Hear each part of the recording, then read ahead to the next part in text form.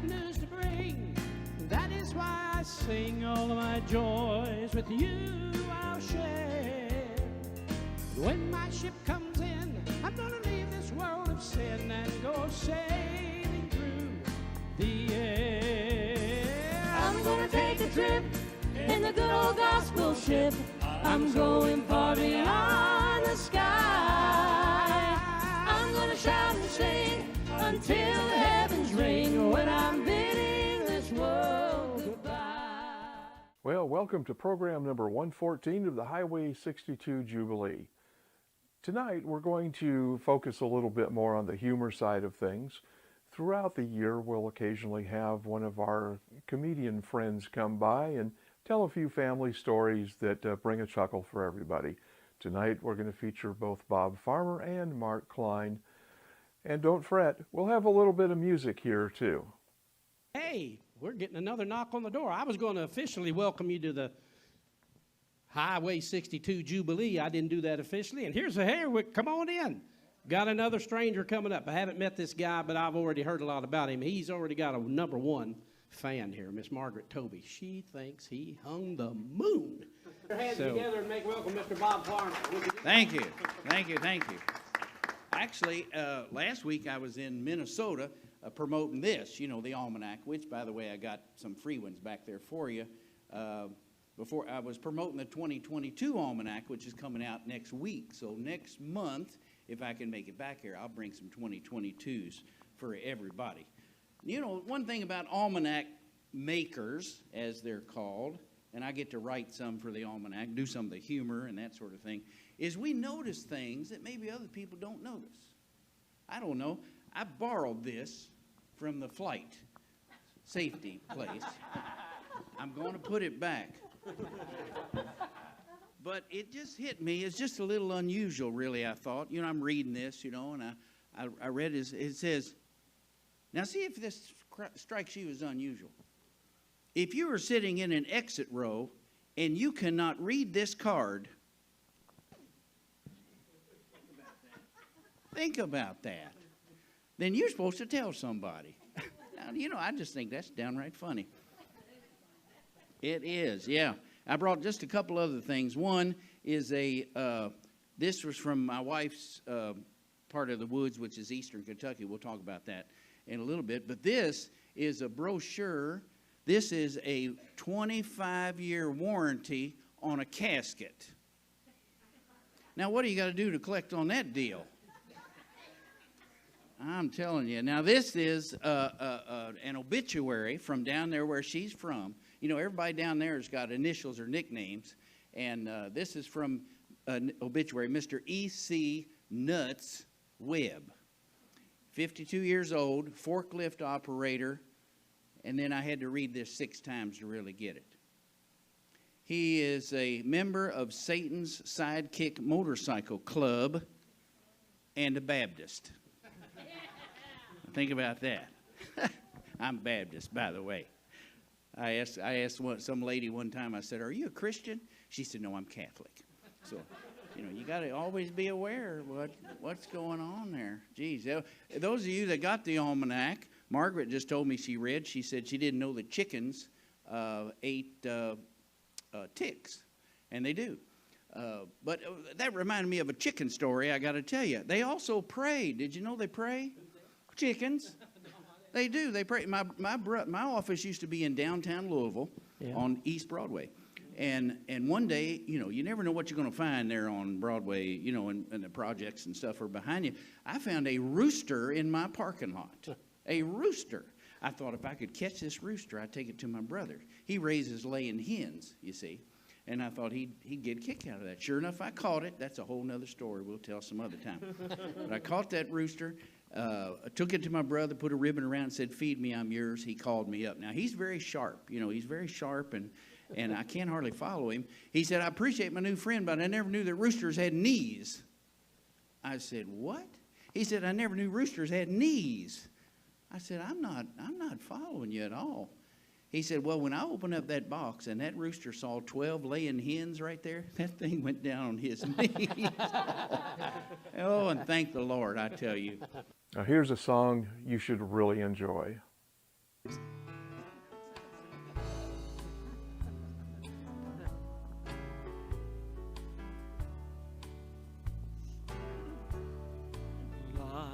Is easy when you're up on the mountain. You've got peace of mind like you've never known. But then things change and you're down in the valley. Don't lose faith, for you're never alone. For the God on the mountain is still God in the valley. When things go wrong, He'll make them right. And the God of the good times is still God in the bad times. The God of the day is still God in the night. You talk of faith when you're up on the mountain. Oh, but the talk comes so easy when life's at its best. But it's down in the valley, trials and temptations, for that's when your faith, it's really put to the test. For the God on the mountain is still God in the valley. When things go wrong, He'll make them right. And the God of the good times is still God in the bad times. The God of the day is still God in the night. For the God of the day is still God in the night. Thank you, son. And he looks like he's 5, doesn't he? For your laughing pleasure, welcome Mark Klein. I got somebody at the door here. I tell you what, if you want to go ahead, sit in the family room That's there. what we'll do. We'll, Mark Klein. Ray Lawrence. What a coincidence. Come on up here and grab a microphone. You know, I was just thinking about you today. You know why? Because it's National Joke Day. Well, Ray, whoever told you that was kidding. Really? It's not National Joke Day. Well, But it's who told me it's a more interesting day than that. Why is that? Today's first day of Passover. Wonderful. Yes, my family celebrates Passover. We're conservative Jews. We celebrate Passover. And it brings to mind one of my all-time favorite stories about that, which is one of my dad's favorite stories, too. Mr. Smith and Mr. Cohen are having a discussion. It's about history and culture, and it gets rather heated. So Mr. Smith said, well, Mr. Cohen, I want you to know that a member of my family, one of my ancestors, signed the Declaration of Independence. Mr. Cohen said, well, that's interesting, Mr. Smith. One of mine signed the 10 Commandments. Amen to that. I'm a comedian for a living, as you know, and what I do is tell stories about my family and where we're from and what we do. And this is an interesting time of year because of COVID, everything. I'm going to kind of stand here and do this because without an audience out there, this is the only audience I have. There you go. So you all have my undivided attention. As do you. Thank you very much. She's already smiling. You said she had no sense of humor. You got a huge smile on her face. So, no, my family, my wife decided during this COVID thing that we need to get a dog. So we went to an animal shelter and got a dog. Now, some people go to the pet store and the shopping mall to get an expensive little purebred dog, but we went to the animal shelter to get a dog that nobody else wanted. when we got it home, I found out why no one else wanted this dog. So it seemed nice enough. It had beady eyes and bolt cutters for jaws. And when we met him, he had a prison tattoo. That kind of set off an alarm bell. But you got to make the best for God's creatures that you can. So we took it home, and my wife wanted to find out what breed this dog was. I said, well, it doesn't matter. It's a mixed breed from the pound. I mean, it's a rescue dog. It doesn't matter. It's a mixed breed. She goes, no, I think it might be Basenji and maybe Welsh Corgi. Exotic breeds. Ray, That's a mix. Ray, this dog's a Welsh Corgi like I'm a center for the Celtics. But you couldn't talk her off of this. So she spent $80, 80 American dollars, to get a DNA test for a dog. And the test come back, and it turns out the dog is 1/2 pit bull and 1/2 backhoe.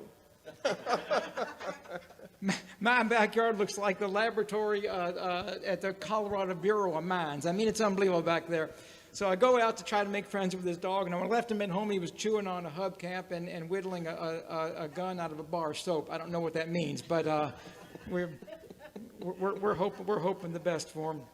I did find out this. I was 38 years old when I got married. I waited a long time. I was a comedian on the road, and I didn't have time for a marriage or family. But when I turned 38, the things happened in my family and my life. I thought it'd be time to settle down. So I met the most wonderful woman in the world, and I was 38 when I got married. And she'll be 17 next week. So we're very happy about that.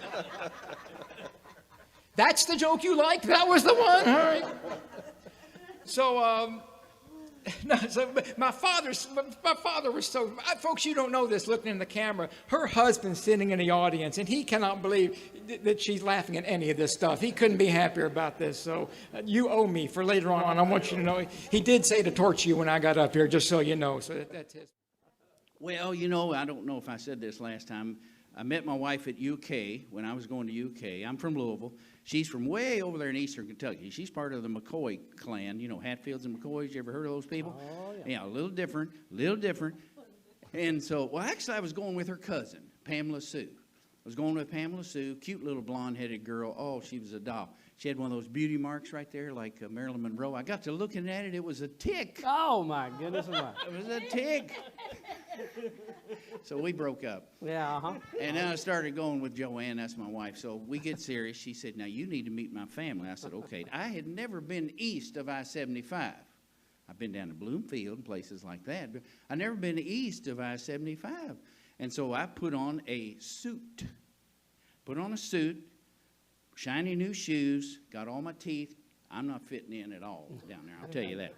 So we go down there, and, we go as far as we can on the hard road that Happy Chandler built before he ran out of money, in the 50s. And then we got on the dirt road, then we got on the I don't know what, trails. We get to this little place called Shiboli, and the Shiboli has the Shiboli Separate Baptist Church. That we go to. I don't know what separate means, except you're going to get your feet washed quite a bit when you go there. And we've got Miss Ophi's General Store across the street. We got Uncle Otto's Auto Service, which I think is funny, and taxidermy shop in the rear. She's got 8 uncles. I don't know any of their names. Here they are in order of age and IQ. Uncle CG, LD, OV, my favorite's Uncle Wee Wee, Skeeter and Hoot, and the twins Otto and Roscoe. We talked about Roscoe last time, but I'm going to tell you my favorite's Uncle Wee Wee because he's always doing the wrong thing. I mean, he just is off the charts. When he was a little kid, his mother said, we got to go see this new baby, but I don't want you to say anything because I'm afraid you'll embarrass me. He said, why so, Mom? I said, well, the baby's born. It just doesn't really have any ears. He said, oh, I'm sorry about that. He said, I won't say anything. So they go and commence to bragging on the baby. The mother does. Said, oh, that's a beautiful baby. Said, he's so healthy looking. So, yes, Dr. Douglas said he's in a very high percentile. That's a big word down in Shiboli. He said, and his eyes, just beautiful blue eyes. Yes, Dr. Douglas said he's got 20/20 vision. And Wee Wee said, well, that's good because he can't wear no glasses. It's one of those. That's Uncle Wee Wee. Well, he and Uncle CG were walking one day in the field. Now, if I told this before, don't stop me because I want to hear it again myself. But they're walking in the field, and you know how we got sinkholes. Sinkholes just pop up every which way. And so they're walking along, and they come upon this sinkhole. And it was big and deep, and they were stunned. They said, my goodness, what? Wonder how deep that is. So let's throw something in it. So they turned around and they found this transmission, because, you know, there's a lot of transmissions laying around in the state. And so they took that transmission and they threw it over, never heard it hit bottom. Well, directly, as the old people used to say, directly, here come a billy goat. It just jumped right in after that transmission. Farmer come walking along, said, hey, you boys seen my billy goat? They said, well, no, why? He said, well, I had him tied to a transmission. That's sad, you know. Oh, well. Wah, wah, wah. I like that story. Like I said, I want to hear it again myself. Well, you know, Uncle Wee Wee's got 3 kids. He's got D. Wayne, which in English would be Dwayne. And then he's got brother and sister. I don't know the real names. We just call them brother and sister. That's how we refer to them. Well, D. Wayne decided he wanted to be a preacher. And so he come to Louisville, go to the Southern Baptist Seminary. This didn't set too well, you know, down in that area, because you just got to be called, you know, knocked off your horse, be a preacher. Well, he decided he's going to study it. So anyway, while he's here, he saw a job that was perfect for his brother. It was a piano playing job at Coons' restaurant. He calls down there. He says, send brother up here. You know he's going to get this job. Brother, pretty good looking guy, presents himself well, but he's a little different. I guess they would call him, back in the day, they called him idiot savants, or I don't know, autistic or something. But he couldn't read or write and that kind of stuff. But boy, he could play that piano. Oh man, he could play that piano. They brought him up here. Mr. Coons came out, said, you're here for the piano playing job? Yes. Said, well, let me hear you play something. He sat down and played, and it was beautiful, beautiful. He said, my goodness. He said, that's a beautiful song. He said, I don't recognize it. Brother said, that's all my music's original. Everything I do is original. I don't do any other music. Well, what'd you name that song? He said, I call that song Tipping Over Outhouses is Fun, as long as you ain't in one of them. What the heck? Okay, he said, do you know more? Yes, I know hundreds. Well, play me another one. He played it, little wrist-rolling, busboys, cooks coming.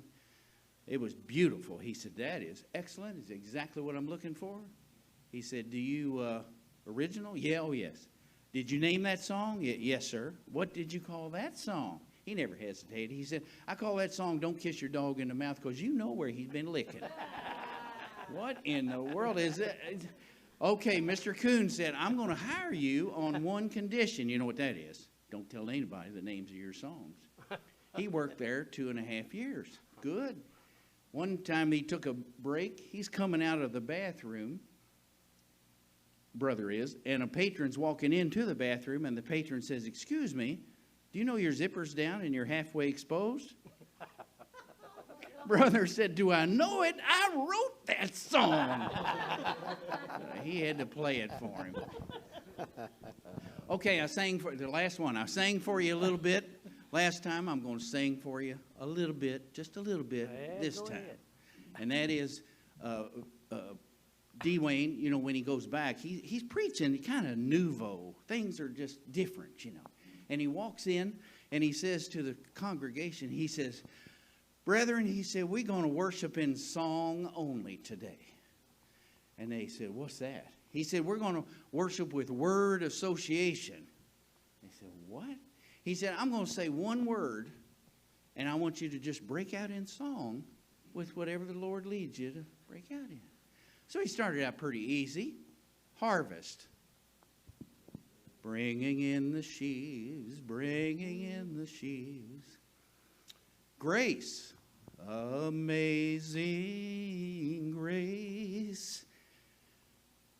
Love, love lifted me, love lifted me. Well, they went from Genesis all the way to Revelation. I mean, it was a wonderful experience. And D. Wayne's running out of words. It was great, but he's running short on words. And all of a sudden, he shouted out, sex. Oh, my goodness, there was a hush in the audience. But, you know, there's a lot of sex in the Bible. David, Bathsheba, and all kinds of stuff. Nobody knew what to say, what to sing, nothing but little Miss Lily Perkins right there on the front row. She raised her hand. she closed her eyes and she started singing, Precious Memories. Thank you all very much. Appreciate it. Thank you. Ladies and gentlemen, Mr. Bob Farmer. Give him a nice hand. My father, exactly right. My father was my life's hero. He said, son, when you get married, you've been single so long, you got to be ready to do things you never thought you'd have to do. And he's absolutely right about that. This year, and never stops, this year my wife decided she wanted what's called a raised garden bed. You ever hear of such a thing? Raised garden bed. Well, let me tell you something about where I live. I live in the Highlands section of Louisville, Kentucky, and which happens to be the richest alluvial soil in Ohio River Valley. You can spit off my back porch of a full-grown sugar maple tree in about 20 minutes. I mean, it's very good. But my wife wanted raised garden beds, so I want to stay married, so she wants it. I go do it. She gets it. So I go to Home Depot, and I'm picking out some pressure-treated yellow pine lumber to build these raised garden beds. And I call her up and I say, honey, I'm at Home Depot and I'm picking out the pressure-treated pine to make your raised garden beds. She goes, I don't want treated lumber. I don't want chemicals near our vegetables. I said, let me understand this. You paint your nails and dye your hair and take hormone replacement therapy, but you don't want chemicals near our vegetables. I said, all right. So I put it all back, and I get a cypress wood, which is water resistant, and so I'm building, and I got enough cypress wood, and I found out how much you get, and I bring it home, and I start shoveling in the richest farm soil in Jefferson County, Kentucky, out of our backyard into these raised garden beds. She goes, no, I don't want that soil. I don't want our yard dirt. I want garden soil from Home Depot.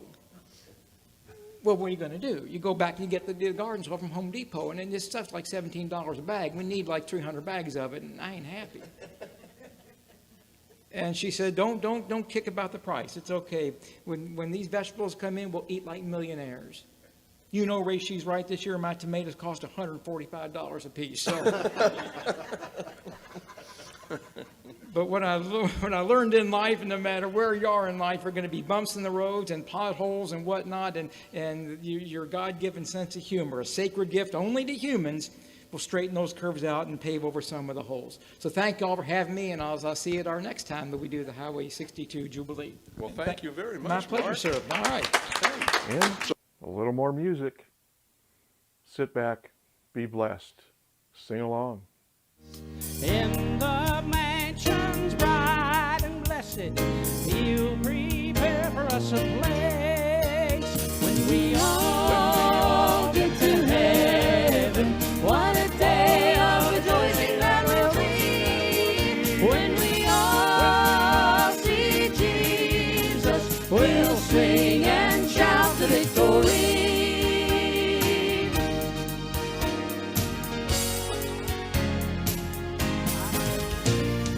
While we walk the pilgrim pathway, clouds will overstretch the sky.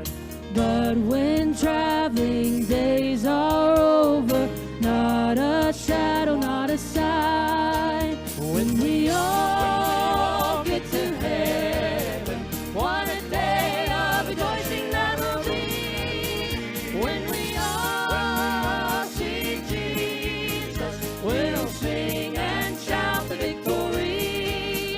When we all get to heaven, what a day of rejoicing that will be. When we all see Jesus, we'll sing and shout the victory. When we all see Jesus, we'll sing and shout the victory.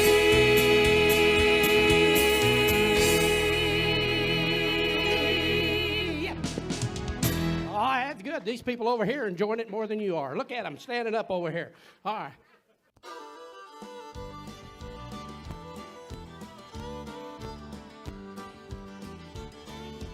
I'm on my journey to that city four square, and my faith and the love of God I surely will enter there. When some bright tomorrow with the saints I stand, I'll put on a crown and walk around all over God's promised land. Oh, glory, What a wonderful day. I'll join the song of the blood-washed song while the ages roll away. When I get to heaven, on that beautiful strand, I'll put on a crown and walk around all over God's promised land.